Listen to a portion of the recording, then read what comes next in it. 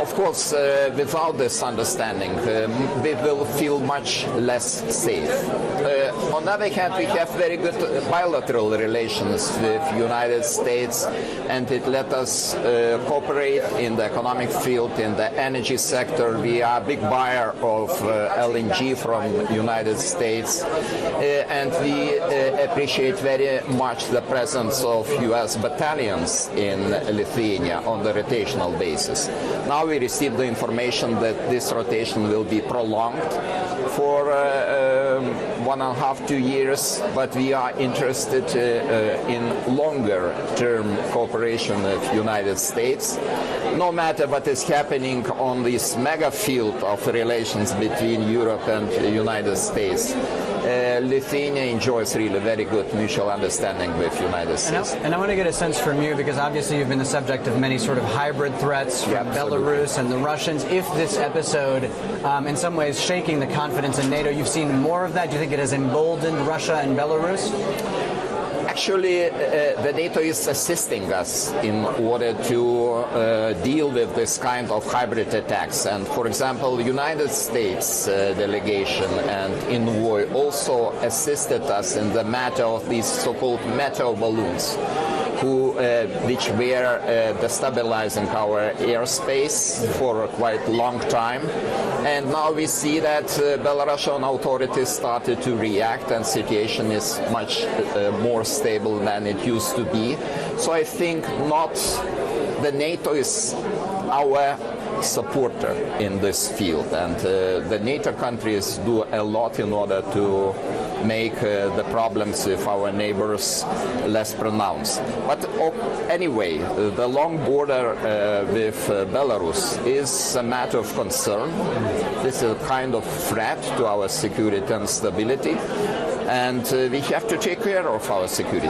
And we've been talking about Ukraine, obviously, for a very long time. We're now coming to the 4-year anniversary of the beginning of the full-scale invasion. And you've been asked this question many times. I'm sure I've asked you this question many times. But now, thinking now, 4 years in, what does Europe need to do today in order to bring the ultimate pressure onto Russia to help to get sort of Trump's initiative over the line and to end this war?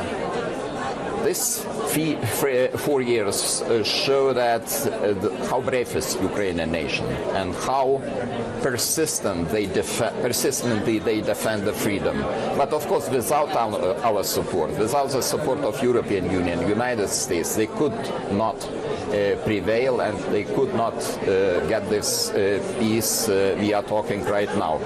We have to push and to press Russian Federation by imposing the sanctions, and I think this is very important that we are united in that field.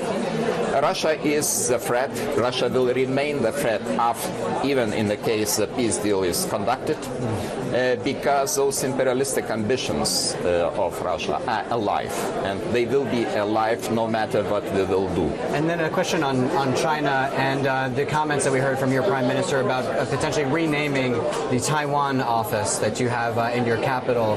Is that something that's on the table, or is that something that you're just trying to get the record straight on that? Because there are discussions, but you know, these discussions did not lead to any result. Taiwanese office will stay in Lithuania.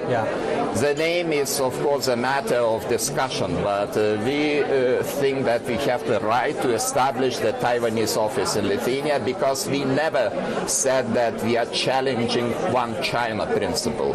We respect one China principle, and this representative office is not diplomatic representative. It's just a trade office, and it will continue to operate in Lithuania. And if there is a change ultimately to the name, should we interpret that in a change in the sort of position, the posture towards Taiwan or China from Lithuania? We are interested to have good relations with China, but of course not on the cost, not at any cost. And this is the reason why we are talking about certain improvement of our relations with China. But we should first of all to avoid and to to leave these misunderstandings of the past aside.